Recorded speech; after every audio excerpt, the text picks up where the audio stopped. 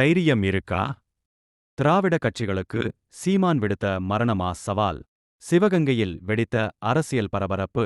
சிவகங்கை சட்டமன்ற தொகுதியில் நாம் தமிழர் கட்சியின் வேட்பாளர் இந்துஜாவை ஆதரித்து நடைபெற்ற தேர்தல் பிரச்சாரத்தில் அக்கட்சியின் தலைமை ஒருங்கிணைப்பாளர் சீமான் திராவிட கட்சிகளுக்கு பகிரங்கமான சவால் ஒன்றை விடுத்துள்ளார். ஆட்சியில் இருந்த கட்சிகள் மக்கள் நலனை சிந்திக்காமல் தங்களது தவறுகளை மறைக்க ஓட்டுக்கு காசு மற்றும் இலவச அறிவிப்புகளை கடைசி ஆயுதமாக பயன்படுத்துகின்றனர் என்று அவர் கடுமையாக சாடினார். மேலும் தைரியம் இருந்தால் திமுக மற்றும் அதிமுக போன்ற திராவிட கட்சிகள் எந்தவொரு கூட்டணியும் இல்லாமல் தேர்தலில் தனித்து போட்டியிட தயாரா என்று அவர் கேள்வி எழுப்பினார். மக்களுக்கு ஒருமுறை வாய்ப்பளிக்குமாறு வேண்டுகோள் விடுத்த சீமான், நாம் தமிழர் கட்சி ஆட்சிக்கு வந்தால் தமிழ்நாட்டை உலகின் தலைசிறந்த மாநிலமாக மாற்றுவேன் என்று உறுதியளித்தார்.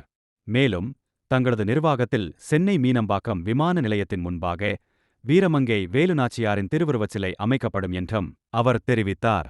நாட்டை பற்றி சிந்திக்காமல் தேர்தலை பற்றி மட்டுமே கவலைப்படும் அரசியல் சூழலை மாற்றி நேர்மையான ஆட்சியை வழங்க தாங்கள் தயாராக இருப்பதாகவும் அவர் தனது உரையில் குறிப்பிட்டார்.